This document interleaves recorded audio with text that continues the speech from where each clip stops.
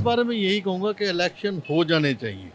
वो इसलिए कि हालात का तकाजा है, जो भी है बाहर आ जाए। मार्केटों में जो पोजीशन इस वक्त चल रही है वो सही नहीं चल रही।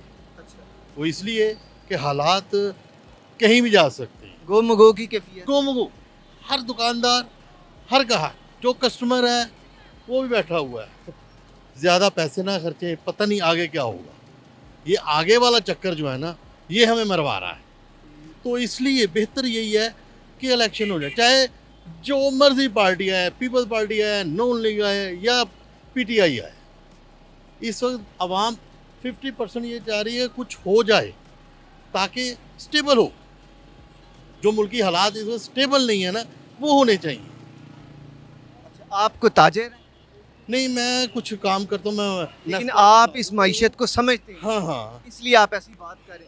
ग्राउंड मेरा पे मार्केट के साथ थोड़ा बहुत ताल्लुक है। अच्छा, ग्राउंड पे जो ताजिर है, रियलिटी जो है ना वो यही कह रही है कि इस वक्त स्टेबल पोजीशन पे आना मैं चाहिए। पूछना ये चाह रहा हूँ कि ग्राउंड पे जो ताजिर है उसको भी आप देखते हैं और खरीदार को भी देखते हैं, जी जी, दोनों मैं परेशान मुलाजिम हैं। को भी देखता हूँ क्योंकि मैं मुलाजिम भी हूँ। दोनों परेशान हैं। दोनों बेबहा परेशान है।